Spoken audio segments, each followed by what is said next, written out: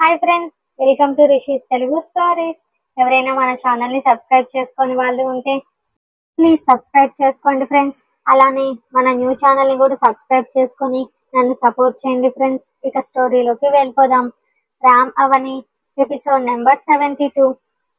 ఏమైందే అన్నాడు రామ్. దాంతో రామ్ చెంపపై ఒకటేసింది అవని. నీ మెంటల్ దానా చురుగ్గా తగులుతోంది అని రామ్ బెడ్ పై నుంచి పైకి లేవడంతో, ఈ దెబ్బే నీకు చురుకు అయితే నన్ను మాత్రం అప్పడంలా నలిపేశావు పంది వెదవా అని తిట్టిపోసింది అవని. హా, ఏం చేయమంటావే నన్ను? మొదట కంట్రోల్లోనే ఉన్నా, మధ్యలో కంట్రోల్ తప్పిపోతున్నా అని రామ్ అనడంతో, నన్ను కొంచెం పైకి లేపురా, బాలుకి ఏమన్నా చేసిస్తాను, అక్కడ ఏం తింటాడో ఏమో ఈ 3 నెలలు అంది అవని. మరోసారి స్నానం చెయ్యి, నొప్పులు దూరం అవుతాయి అన్నాడు రామ్ అవనిని కూర్చోపెడుతూ. తనపై ఉన్న బ్లాంకెట్ జారకుండా పట్టుకొని తల వంచి రామ్ భుజంపై వాలుతూ, రామ్, అమ్మ వాళ్ళు గుడి నుంచి వచ్చేసుంటారా, నేను టిఫిన్ చేయకుండా ఇక్కడే ఉన్నా అంది అవని. వాళ్ళు చేసుకుంటారులేవే, నువ్వు కదా స్నానం చెయ్యి అంటూ అవనిని వాష్రూమ్లో వదిలాడు రామ్. అవని రావడంతో తను స్నానం చేసి వచ్చిన రామ్ అవనిని చూసి దగ్గరకు వెళుతూ, హెల్ప్ చేయనా అన్నాడు ఆమె చుట్టూ చేతులు వేస్తూ. నీ హెల్ప్ వద్దు, ఏం వద్దు, జరగవయ్యా బాబు అని రామ్ని వెనక్కి తోసి చీర కట్టుకుంది అవని. చిచి, కొంచెం కూడా మనసు అనేదే లేదు ఈ పిల్లకి. నా మంచి మనసుతో సహాయం చేస్తానంటే వద్దంటోంది అని రామ్ అనడం చూసి, ఇప్పటి వరకు చేసిన సహాయం చాలు మహాప్రభో అంది అవని 2 చేతులతో దండం పెడుతూ. ఆవ్ నా బుజ్జి, నీకు హెల్ప్ చేయడానికి నేను ఈ టైంలో అయినా రెడీ అని ముందుకు వంగి అవని బుగ్గపై ముద్దు పెట్టి తన బట్టలను తీసుకున్నాడు రామ్. రామ్ని గుర్రుగా చూస్తూ బయటకు వెళ్ళిపోయింది అవని. ఆ చూపు చూడు, మనసులో నన్ను 100 చదువుతుంటుంది అని అవనిని తలుచుకుంటూ నవ్వుకున్నాడు రామ్.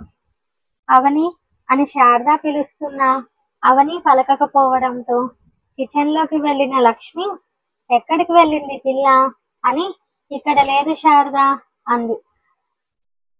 ఎలా ఉన్న కిచెన్ అలాగే ఉండడం చూసి, దేవుడా, ఈ అవని టిఫిన్ ఏం చేయనట్లుగా ఉందిగా, బయట ఏం వస్తువులు తీయనప్పుడే అనుకుంటూనే ఉన్నా అని టకటక చట్నీకి పల్లీలు వేయించింది లక్ష్మి.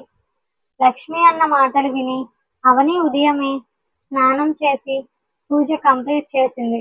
కాఫీ తీసుకెళ్ళి ఇంకా కిందకి రాలేదంటేనే తన కొడుకు ఘనకార్యమే అని అర్థమై బయట వరండాలో వంటలు మొదలు పెట్టడానికి సామాన్లన్నీ తెచ్చి సర్దింది శారద. తలకి ఉన్న టవల్ తీసి మేడపైన ఆరేసి జడకి క్లిప్ పెట్టుకుంటూ కిందకు వచ్చిన అవని శారద పిండి కలపడం చూసి, అక్కడే శారదతో పాటు పని చేస్తున్న 2 ఆడవాళ్ళని కూడా చూసి చిన్నగా లోపలికి వెళ్ళిపోయింది. అవని తడితల, ఆమె ఉదయం కట్టిన చీర కాకుండా వేరే చీరలో ఉండడంతో, మళ్ళీ తల స్నానం చేసిందా ఈ పిల్ల అనుకొని నిట్టూర్చింది శారద. తల్లి దోశ వేస్తుంటే తండ్రి మామ తినడం చూసి నేరుగా కిచెన్లోకి వెళ్ళింది అవని. లక్ష్మి కూడా శారదల అవనిని చూసిన ఆ విషయం గురించి మాట్లాడకుండా, నీకు దోశ పెట్టేనా అవని అంది లక్ష్మి. అప్పటి వరకు వాళ్ళిద్దరూ తనని ఏం క్వశ్చన్లు అడుగుతారో అని సిగ్గు టెన్షన్తో ఉన్న అవని ఇద్దరు నార్మల్గా ఉండడంతో రిలీఫ్గా ఫీల్ అయ్యింది. నువ్వు అత్త తినేయండమ్మా, రామ్ కూడా వస్తున్నాడు, నేను రామ్తో తింటాను అని దోశ ప్లేట్ తీసుకెళ్ళి శారదకి ఇచ్చింది అవని. లక్ష్మికి కూడా వేసిచ్చి రామ్ రావడంతో అతనితో కలిసి తినింది అవని. వాళ్ళ మధ్య ఎన్ని గొడవలు వచ్చినా, ఒకరితో ఒకరు మాట్లాడకపోయినా, ఒకరు తినకుండా ఇంకొకరు తినరని, కలిసే తింటారని గమనించారు ఇంట్లో వాళ్ళు. అత్త, మీరు ఈ రోజుటికి అవన్నీ చేసేయండి. నేను బాలు కోసం నెయ్యి కాంచి కొన్ని పొడులు అయినా చేయిస్తాను అంది అవని. నేను అదే చెబుతామనుకుంటున్నా అవని. వాడక్కడ ఏం తింటాడో అని. మంచి పని, ముందది చూడు. ఈరోజు నేను లక్ష్మి చూసుకుంటాం ఇక్కడ అంది శారద. నిజానికి తనకి ఏ పని ఇప్పుడు చేయాలని లేదు. బాలు గుర్తొచ్చి కిచెన్ లోకి వెళ్ళింది అవని. పనిలో వంట వంట కూడా చేస్తూ వెనక నుంచి హత్తుకున్న చిన్నీని చూసి నవ్వుతూ, ఏంటి చిన్ని, డల్ గా ఉన్నావు అంది అవని. నార్మల్ గానే ఉన్నా వదినా అని అవనిని చూసి, బాలు కోసమా ఈ ప్యాకింగ్ అంతా అంది చిన్ని. "హ్మ్, ఏంటి వాడి కోసమేనా నీ మొహం ఇలా మాడిపోయింది అంది అవని నవ్వుతూ. చిన్నగా వదినా, ఆంటీ వాళ్ళెవరైనా వస్తారు వింటే అంది చిన్ని టెన్షన్ గా. మధ్యాహ్నం భోజనం వరకు ఎవరూ రారు కానీ నిజం చెప్పు అంది అవని చిన్నిని చూసి నవ్వుతూ. నవ్వకు వదినా అని నువ్వు రామన్నయ్యకి ఎప్పుడైనా దూరంగా ఉన్నప్పుడు ఎలా ఫీల్ అయ్యావు అంది అవనిని అడుగుతూ చిన్ని. మేమెప్పుడు దూరంగా ఉన్నామని అంది అవని. ఏంటి అంది చిన్ని ఆ విషయం నమ్మలేక. మా అక్కకు పెళ్ళయ్యాక ఏమో నేను అక్క వాళ్ళ ఇంట్లో ఓ 2 రోజులు ఎక్స్ట్రా ఉన్నా. దాంతో నాతో అలిగి మాట్లాడడం ఆపేశాడు రామ్. అంతే, అప్పటి నుండి అక్క వాళ్ళ ఇంటికి వెళ్ళినా ఒకటో రోజే, రెండో రోజు ఎప్పుడూ ఉండలేదు. ఉండే అవకాశం కూడా ఎప్పుడూ రాలేదులే అంది అవని. మరి రామన్నయ్య ఎక్కడికి వెళ్ళడా అంది చిన్ని. ఏంటి పాప ఈరోజు నా మీద పడ్డావు అంది అవని నవ్వుతూ. ఆ చెప్పు వదినా ప్లీజ్ అంటూ అవనికి చెక్కిలి గింతలు పెడుతూ సడన్ గా ఆగిపోయింది చిన్ని. ఏమైంది అని చిన్ని ఆగిపోవడంతో చిన్ని చూపు చూసి చీరని నడుము దగ్గర పైకి లాక్కుంది అవని. వదినా, నేను ఒకటి అడిగేనా, తప్పుగా అనుకోవు కదా అంది చిన్ని. చిన్ని దేని గురించి అడుగుతుందో అర్థమై తలూపింది అవని. నీకు పెయిన్ లేదా, అన్నయ్య నిన్ను ఇబ్బంది పెడతాడా, కానీ మీరు చాలా బాగుంటారు కదా అంది అవని. దాంతో అవని తన గొంతు తగ్గిస్తూ, నలుగురిలో ఉన్నప్పుడు వేరు, మన పర్సనల్ వేరు చిన్ని.